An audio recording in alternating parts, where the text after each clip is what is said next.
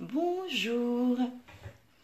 On se retrouve, donc on est mardi, hein, je vous avais dit qu'hier finalement je ne pouvais pas faire de vidéo, donc on se retrouve un mardi, c'est pas grave, en même temps ce sont les vacances scolaires, ce qui fait que mon organisation est un tout petit peu différente des autres semaines, on va dire, voilà. Donc aujourd'hui ce que je voulais partager avec vous, c'était un certain nombre de livres sur les hauts potentiels, parce que ça fait un petit moment qu'on me le demande. Bonjour Jean-Bernard. Et en fait, bonjour Michel, bonjour Jo, bonjour Cindy. Et donc oui, voilà, comme ce sont les vacances scolaires, je me suis dit que c'était peut-être l'occasion pour vous aussi d'aller en librairie et de vous procurer un certain nombre de livres dont je parle finalement assez souvent parce que ça fait partie quand même de mes sources. Donc je vais commencer, j'en ai toute une pile, je ne sais pas si vous voyez. Il y en aurait beaucoup plus que ça, mais j'ai fait une sélection, on va dire. Voilà. Hello Christelle. Alors je commence par un qui est très connu. Voilà, celui-ci est quand même très très très connu. Voilà, c'est Je pense trop de Christelle Petit-Colin. C'est vrai que c'est un livre à lire effectivement quand on s'intéresse au potentiel, qu'il soit adulte, ado ou enfant. Ça c'est certainement un des premiers à lire. Il y en a un qui est mon préféré. Où est-ce qu'il est? Tadam! C'est tellement mon préféré que ça se trouve, je ne l'ai pas mis parce qu'il est tout le temps avec moi. Non, si, il est là. Voilà. D'ailleurs, on voit qu'il a bien vécu celui-ci. Voilà, je pense que si on est au potentiel ou qu'on a des enfants, des amis au potentiel, c'est le livre absolument à lire. Donc, c'est Différences et souffrances de l'adulte surdoué de Cécile Bost, qui est elle-même une adulte à haut potentiel. Celui-ci, j'en parle tout le temps. C'est avec celui-ci que j'avais fait mon premier webinaire sur l'intégralité des critères qui permettent de poser déjà un début de diagnostic. Pour moi, c'est le plus complet. C'est surtout celui qui laisse la parole à une personne qui a vécu clairement tous les symptômes, entre guillemets, que peuvent vivre les hauts potentiels. C'est une personne aussi qui, dans son livre, donne beaucoup de témoignages de hauts potentiels. Et donc, de par leurs témoignages, même s'ils sont relativement courts, c'est très percutant, on se reconnaît vraiment beaucoup. Moi, en tout cas, c'est avec ce livre-là que j'ai compris ce qui se passait vraiment dans ma vie depuis 38 ans, parce que c'est au bout de 38 ans que je l'ai découvert. Donc celui-ci, pour moi, c'est vraiment le bijou qui traite des hauts potentiels. Il y en a d'autres, évidemment. Alors celui-ci, c'est Alice Miller, Le drame de l'enfant doué. Voilà. Il a l'air petit, mais il est écrit en tout petit. Hein. Donc bon courage, parce qu'il y a beaucoup plus à lire qu'on ne le croit. Voilà, Le drame de l'enfant doué. Celui-ci, c'est un livre plutôt assez poignant, parce que c'est un témoignage. Et comme tout témoignage, quelle que soit l'histoire qu'on raconte, il y a évidemment beaucoup d'émotions, hein. Elles ne sont pas toujours négatives hein, d'ailleurs, mais en tout cas il y a beaucoup d'émotions. C'est un livre qui est très très intéressant. Dans le même genre, en termes de témoignages, on va avoir celui de Tiana, qui s'appelle Je suis un zèbre.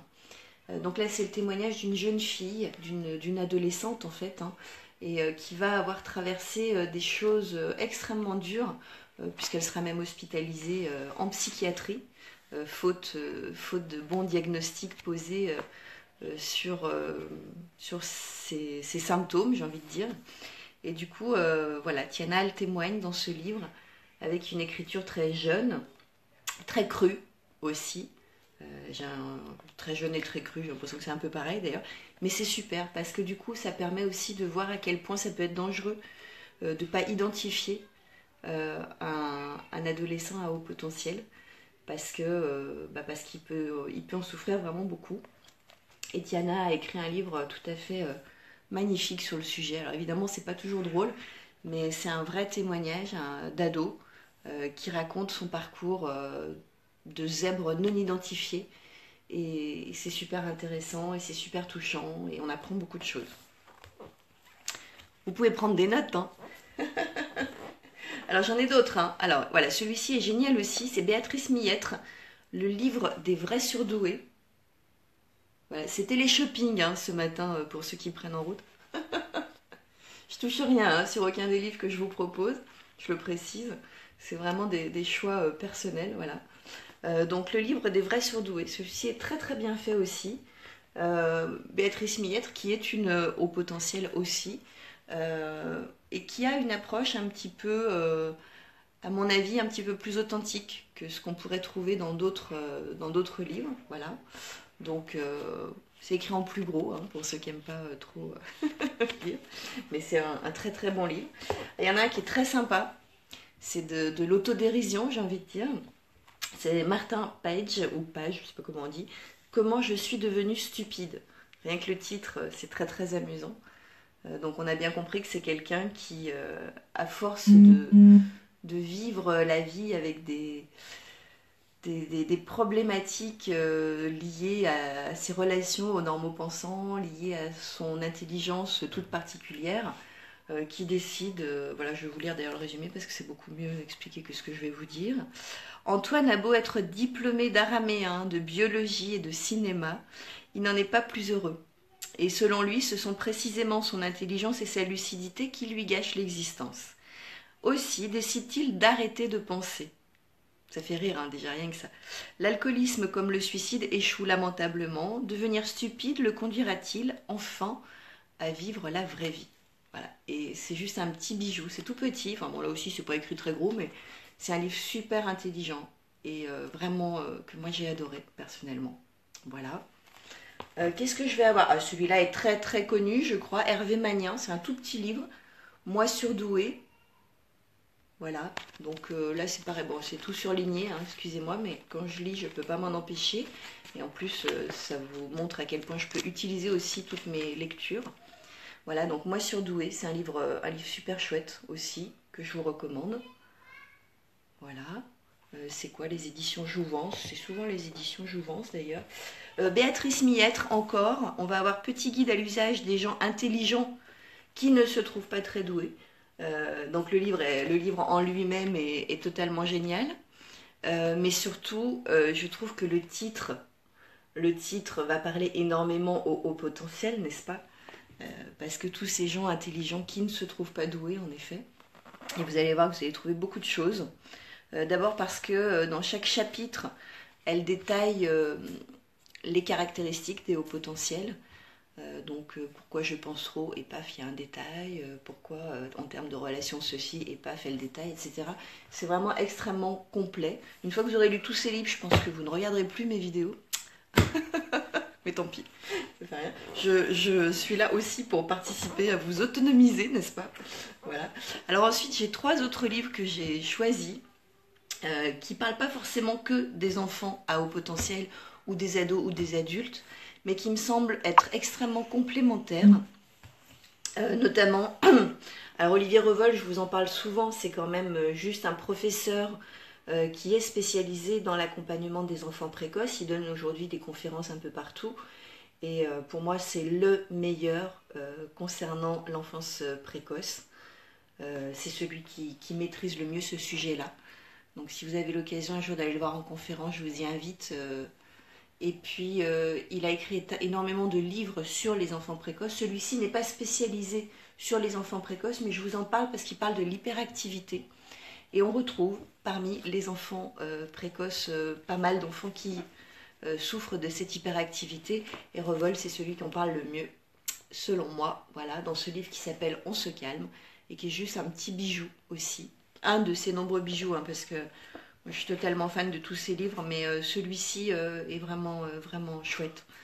Donc voilà. Et alors j'ai 2 autres livres dont je voulais vous parler. Il y en a un, donc pareil, hein, ça ne concerne pas que les hauts potentiels, mais il me semble également d'actualité, parce que un de mes chevals de bataille, c'est quand même de faire en sorte que l'enfance et l'adolescence se portent bien et se portent mieux. Qu'ils soient au potentiel ou pas. Et il y a un livre juste fantastique qui s'appelle La fragilité psychique des jeunes adultes. Donc 15-30 ans, prévenir, aider et accompagner. C'est un livre du docteur David Gourion. Voilà, je vous le montre à l'écran. Et ça, je pense que c'est un livre que tout parent devrait lire. Parce qu'il y a des choses comme ça qui nous tombent dessus, qui tombent sur nos enfants, nos ados, tout particulièrement, parce que là c'est les 15-30 ans. Qu'on ne voit pas forcément venir, ou en tout cas qu'on ne comprend pas et qu'on ne sait pas comment gérer. Et ce livre-là est un réel bijou par rapport à ces problématiques qu'on pourrait rencontrer et qu'on aurait envie forcément de résoudre, évidemment. Voilà.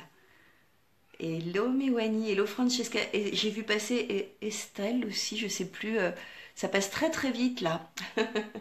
Voilà, donc ça c'est un livre juste génial. Effectivement, ça ne traite pas des hauts potentiels, mais ça traite quand même de quelque chose qui est extrêmement important, en tout cas qui a de l'importance pour moi, qui est donc cette génération des 15-30 ans. Et je peux vous dire qu'il y a de quoi en dire, et il y a largement dans ce livre de quoi les accompagner, les comprendre et les aider. Voilà, et enfin mon dernier petit bijou qui concerne tous les enfants. C'est vrai que j'ai été très orientée enfant, mais parce que ça me touche beaucoup. C'est évidemment ce petit bijou de Céline Alvarez, Les lois naturelles de l'enfant. Ce livre-là, si vous avez des enfants, même si vous n'en avez pas d'ailleurs, je crois que tout le monde devrait lire ce livre-là, parce que c'est quand même une ancienne institutrice, Céline Alvarez, qui a expérimenté ce dont elle parle dans son livre. Donc elle ne fait pas du blablatage, elle ne dit pas oui on pourrait faire comme ci, oui on pourrait faire comme ça et peut-être que... Non, non, tout ce dont elle parle dans son livre, elle l'a expérimenté auprès d'enfants qu'on lui avait d'ailleurs présenté comme des enfants à problème, à difficulté, sans doute en phase terminale, hein, qui ne pouvaient absolument pas du tout s'en sortir dans la vie plus jamais. Et elle les a conduits exactement là où elle pensait les conduire, c'est-à-dire à la réussite scolaire. Mais au-delà de ça, elle les a conduits à aimer, apprendre. Et ça, je crois que c'est une des choses sur lesquelles l'éducation nationale devrait se pencher avec un petit peu plus d'attention. Comment redonner le goût d'apprendre aux enfants. Et Céline Alvarez a dans ce livre des trésors de réponses. Et donc j'invite tout le monde à lire ce livre-là, qui est juste également un bijou, quoi, vraiment un bijou. Hello Camille. Et voilà, donc là je vous ai fait un petit tour des livres qui me semblent appropriés à la fois pour les hauts potentiels, mais aussi si vous vous intéressez tout simplement au bien-être des gens qui vous entourent, et notamment de vos enfants et de vos ados. Voilà, donc je vais vous refaire le tour vite fait dans l'ordre, on va se les reprendre, mais juste là pour que vous les voyez, si vous n'avez pas eu le temps de noter. Je pense trop. Différence et souffrance de l'adulte surdoué, qui est mon livre préféré. Le drame de l'enfant doué, un témoignage juste génial. Celui-ci, j'invite tous les ados à haut potentiel, ou en tout cas qui ont des doutes là-dessus, à lire ce livre-là. Il est assez poignant, parce qu'effectivement, encore une fois, Tiana a vécu des choses compliquées, mais il est bien réel. Elle a bien vécu tout ce qu'elle raconte dans son livre, elle aussi. Et c'est important de se frotter à la réalité aussi, parfois, pour se dire que si on peut éviter à d'autres ados la souffrance que Tiana a endurée pendant des années, et ben, c'est un cadeau qu'on leur fait, c'est un cadeau qu'on se fait aussi. Donc voilà, je suis un zèbre, qui est juste génial. Moi, elle m'a beaucoup fait pleurer, Tiana. Mais c'était des larmes de gratitude. Le livre des vrais surdoués, donc de Béatrice Millettre, voilà, qui est un livre très chouette aussi. Celui-ci qui est juste totalement génial, Comment je suis devenue stupide. J'adore le titre en plus, bon bref. Celui-ci, il est très scolaire en réalité, mais du coup il contient énormément de très bonnes informations de base, j'ai envie de dire. Et il est très bien fait, il est pertinent, voilà. Moi surdouée, c'est un tout petit livre en plus. Donc si vous n'aimez pas forcément lire des pavés, celui-ci est bien. Chaque fois que je fais ça, on ne me voit plus, c'est pas grave. Alors, le petit guide à l'usage des gens intelligents qui ne se trouvent pas doués. Toujours Béatrice Millettre. Celui-ci, donc comme je vous l'ai dit, c'est plutôt pour les enfants hyperactifs. Mais c'est un bijou, comme tous les livres d'Olivier Revol. Voilà, je le redis. De toute façon, Olivier Revol est certainement une des personnalités dans l'univers de la douance que je mettrai le plus souvent en avant, parce que pour moi, c'est juste... pour les enfants précoces, c'est juste le meilleur.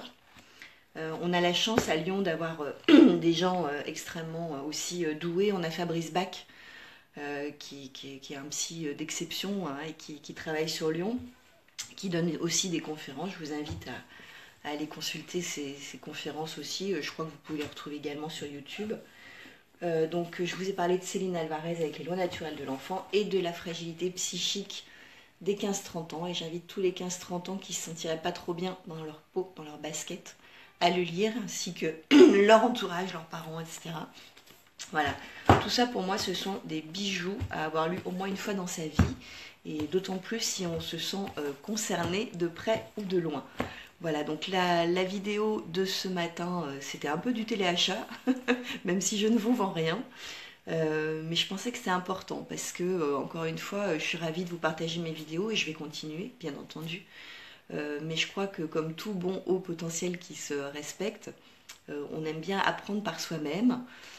Et puis c'est toujours plus percutant quand on lit quelque chose et paf, on percute, voilà, il y a un truc qui résonne en nous et on se dit ouais là c'est moi, là c'est comme ci, là c'est comme ça. C'est plus, ouais, c'est plus impactant. Donc c'est pour ça que je vous parle de ces livres. En plus ça faisait un moment que je disais que j'allais les partager et puis évidemment bah, je partais sur autre chose, hein, normal tout ça. Voilà, il y en aurait beaucoup d'autres, mais si vous avez déjà lu cela, c'est bien. Là, moi, je viens d'en acheter un qui est tout récent, qui s'appelle Forcer le destin. C'est Jeanne Siofaquin désolée, je sais plus. Enfin, c'est une conversation en fait entre Jeanne Siofaquin et une autre personne. Je suis désolée, je me souviens plus de son nom. Donc c'est un livre que je viens d'acheter et que donc je n'ai pas lu. C'est pour ça que je vous le présente pas. J'ai pas l'habitude de proposer des livres dont je ne connais pas le contenu. Mais quand je l'aurai lu, peut-être que je vous en parlerai aussi. Il me semblait très bien en tout cas. La base, pour vous dire vite fait pourquoi je l'ai acheté, Jeanne Siofaquin, et pas qu'elle, hein, moi aussi d'ailleurs je le pense, que ce n'est pas parce que on présente les caractéristiques nombreuses des hauts potentiels qu'on ne peut pas réussir sa vie, qu'on ne peut pas être heureux, qu'on ne peut pas changer son destin malgré l'étiquette qui est posée au départ. Et tout simplement parce qu'on n'est pas qu'une étiquette. Comme je le dis souvent, pourquoi c'est important de savoir qu'on est au potentiel, bah parce que ça permet de travailler avec cette information, tout comme pourquoi c'est important de savoir qu'on est myope, bah parce que ça permet éventuellement d'acheter des lunettes ou des lentilles, hein, et donc de changer sa vie et son destin, n'est-ce pas? Voilà, bah, au potentiel, c'est pareil. On n'est pas que myope, on n'est pas que haut potentiel, mais c'est bien de le savoir, c'est bien de savoir comment ça fonctionne, justement pour pouvoir dépasser ça et ne pas être que haut potentiel. Ça, c'est vraiment le truc le plus important. Encore une fois, dans aucune de mes vidéos, je vous dis youpi tralala, on est des hauts potentiels et on va créer un groupe de hauts potentiels et on va rester entre nous, tout ça. Pour moi, c'est absolument pas la solution. C'est important de rencontrer d'autres personnes comme nous parce que on a besoin de se retrouver, de se reconnaître. Alors, l'effet miroir n'existe plus aujourd'hui, mais on a besoin de traverser une phase qui ressemble à ça. J'ai les plombs qui ont sauté, c'est pas grave. Et donc il n'y a plus de lumière là-haut. Voilà. On a besoin de certaines étapes comme ça, mais on ne doit pas rester là-dedans. C'est comme si un myope ne fréquentait que des myopes parce qu'il considère qu'il ne peut pas communiquer avec les autres, quoi. À un moment donné, il faut arrêter de marcher sur la tête.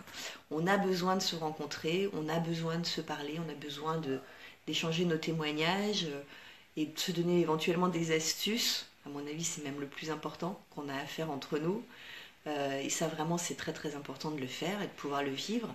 Mais clairement, le but, c'est de vivre dans ce monde-là avec les normaux-pensants, avec les autres, en fait, hein, tout simplement, et de vivre ça le mieux possible. Voilà. Donc j'espère que cette vidéo vous aura plu. Je pense que les autres vont être des vidéos enregistrées, parce qu'encore une fois, ce sont les vacances scolaires. Et je profite de l'occasion qui m'est donnée pour en faire ce matin. Si j'ai l'occasion d'en refaire une tout à l'heure, je vais la refaire, mais je vais très certainement la faire enregistrée et je vous la donnerai vendredi. La semaine prochaine, il est probable que je ne démarre pas de vidéo avant mercredi, tout simplement parce que pareil, en termes de timing, je ne pourrais pas. J'ai personne pour s'occuper de ma petite dernière et donc il n'est pas question que je fasse des vidéos avec elle. J'ai déjà essayé. Vous avez déjà dû voir ça dans certaines vidéos. C'est pas impossible, mais ça reste quand même compliqué. Et c'est pas ce que je souhaite produire, c'est pas ce que je souhaite vous partager en tout cas. Voilà, donc maintenant que vous savez tout, si vous avez des questions ou si vous-même vous avez des livres que vous avez lus et qui vous ont interpellé, n'hésitez pas. Vous n'êtes pas très bavard ce matin d'ailleurs, c'est vrai. Mais Bonnie, ça m'a l'air top comme livre pour nos ados. Ah ouais, ouais, mais je te confirme. De toute façon, euh, pour moi, vraiment le bijou, c'est celui-là, même s'il ne concerne pas que les hauts potentiels. Mais ça, c'est vraiment un bijou. Parce que ça parle simplement d'une génération, hein, et de ce qu'ils peuvent vivre, et de pourquoi ils peuvent vivre ça, et de comment ils peuvent vivre les choses autrement. Donc ça, c'est un vrai, vrai bijou. Mais bon, il y en a plein d'autres. Et pour tous ceux qui, comme moi, considèrent que le système scolaire est totalement inadapté, désuet, évidemment qu'il faut lire le livre de Céline Alvarez. Et puis, il y aurait encore beaucoup, beaucoup de choses à dire. Et avant de pouvoir révolutionner le système scolaire tel qu'il existe, eh ben on va se documenter, on va lire des livres, on va aller assister aux conférences peut-être aussi de Céline Alvarez, hein, qui continue quand même à faire des conférences et qui est juste une perle dans cet univers-là. Et j'espère que ça va faire des petits et que les gens vont enfin tilter, percuter que le système scolaire est totalement inadapté, non pas que au haut potentiel, hein. Attention, il n'est pas que inadapté aux enfants précoces, il est inadapté aux enfants d'aujourd'hui en fait, hein, le système tel qu'il existe aujourd'hui. Donc on a un système éducatif poussiéreux, avec des enfants qui ont beaucoup changé, qui ont beaucoup évolué, qui ont la possibilité aujourd'hui de se documenter de façon tellement différente et rapide, ne serait-ce qu'avec Google, quoi. Enfin, à un moment donné, voilà, on marche sur la tête, on marche sur la tête. Bon, c'était pas le sujet, hein. J'avais dit que je vous parlais de livres et je suis en train à nouveau de faire la révolution sur le système éducatif. Donc, je vais respirer dans le bassin. Et puis, bon, ça fera peut-être l'objet d'une autre vidéo parce que voilà, il y aurait tellement à en dire. Et encore une fois, c'est pas pour juste faire la révolution, hein, même si j'aime bien ça, hein, je dois le dire. C'est parce qu'à un moment donné, les enfants, c'est quand même ce qu'il y a de plus important, en tout cas ce qui devrait l'être, parce que c'est le futur.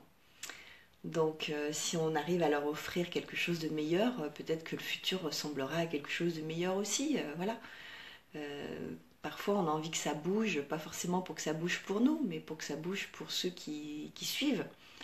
Et moi personnellement, j'ai envie que ça bouge pour ceux qui arrivent derrière moi. J'ai envie que les jeunes d'aujourd'hui ne soient pas écœurés de l'école, ne soient pas dégoûtés de ce qu'on leur propose, se rendent compte des multiples possibilités qui s'offrent à eux. Je profite de voir que dans l'auditoire, il y a beaucoup de jeunes ce matin, pour vous dire que je ne sais plus dans quelle conférence j'ai vu ça, mais c'est juste une information géniale. Il y a 70% des métiers que vous exercerez, vous, la génération qui avait moins de 20 ans, qui n'existent pas encore. Voilà. Et ça, c'est pas une information farfelue, hein. C'est une information qui a été vérifiée. Et donc, c'est une information que je vous transmets. Donc quand vos parents, vos enseignants ou d'autres personnes vous disent tu sais qu'est-ce que tu feras demain et que vous ne savez pas quoi répondre, bah, peut-être que c'est normal que vous ne sachiez pas quoi répondre parce que les métiers que vous exercerez dans 15 ans ou dans 20 ans n'existent pas encore. C'est vous qui allez les créer, c'est vous qui allez les inventer. Et donc bah, on serait bien mal placé pour vous dire ah bah tu sais pas quoi faire. Bah non, ils savent pas quoi faire. Forcément ils savent pas quoi faire, c'est pas encore, ça n'existe pas encore ce qu'ils vont faire. Voilà. Et je trouve que c'est des informations que les enfants et les adolescents méritent d'avoir parce qu'on ne vous dit pas tout. Et c'est bien dommage parce que ça vous permettrait d'avoir un œil un peu plus souriant sur le monde qui s'offre à vous parce que il n'est pas aussi noir que les adultes ou les anciens veulent bien vous le dépeindre. Il sera exactement ce que vous déciderez d'en faire et l'avenir c'est à vous qu'il appartient, c'est pas à nous. Donc restez positif. Continuez à avancer vers vos rêves, vers ce qui vous porte, vers ce qui vous booste. Et ça se trouve, effectivement, le métier que vous allez faire demain n'existe pas encore. Et c'est très bien comme ça, on a des tas de choses à apprendre. Voilà, et je me suis encore égarée, mais pour changer, voilà. Hello Sandrine, Jean-Bernard, des poussierons. Mais oui, et de toute façon, il n'y a que comme ça qu'on avance. Chaque génération a dépoussiéré la génération précédente. Et c'est pas criminel, hein, c'est juste que c'est comme ça s'appelle le mouvement perpétuel. Le seul truc qui change jamais, c'est le changement. Enfin, c'est un truc comme ça. Mais c'est ça en fait. Voilà. Je vous laisse. Je vais aller enregistrer peut-être une prochaine vidéo. La prochaine vidéo, ou en tout cas une des vidéos de la semaine prochaine, je vous parlerai du syndrome d'Asperger. Parce que je me suis rendu compte que je vous avais encore jamais fait de vidéo sur le sujet, alors qu'on en parle souvent. Parce que il y a un petit peu confusion entre haut potentiel et syndrome d'Asperger. Il y a une vraie bonne raison, hein, c'est que parmi les hauts potentiels, on trouve des syndromes d'Asperger, mais tous les syndromes d'Asperger ne sont pas hauts potentiels. Et je vais vous laisser là-dessus, ça fait un peu teaser hein, pour la prochaine fois, voilà. Et on en parlera parce que c'est un sujet qui est assez méconnu finalement, mais ça vaut la peine d'en parler, d'abord parce que parmi l'auditoire des hauts potentiels, il peut y avoir des syndromes d'Asperger, et puis parce que vous pouvez avoir des personnes qui sont intéressées dans votre environnement proche. Voilà, je vous laisse, je vous souhaite une belle matinée. Chez moi c'est encore tout gelé, j'adore ça. Sourire crispé. Et je vous dis à vendredi. Ce sera probablement pas en direct, hein, comme je vous l'ai dit, ce sera sûrement une vidéo enregistrée, mais il y aura une vidéo. Et sinon la semaine prochaine, donc on se retrouve pas le lundi prochain, on se retrouve pas le mardi prochain, on se retrouvera le mercredi. Je sais plus à combien ça porte, ça 17, 18, 19, 20, ça doit être le 21 février après. Donc vendredi et après le 21. Voilà, c'est noté tout ça. Allez, passez une belle journée. Si vous êtes avec vos enfants, courage. Il y en a pour 15 jours. Et puis là, c'est un petit clin d'œil quand même. J'étais obligée de le faire. Voilà, c'est Los Angeles quand même. Voilà, ça, c'est pour les initiés, hein, c'est pour mes copines. Parce qu'en ce moment, voilà, on se dit toutes qu'on est Monaco, Los Angeles, tout ça. Et bien moi, les filles, je suis Los Angeles. Voilà. Allez, passez une belle journée. Prenez soin de vous et à vendredi.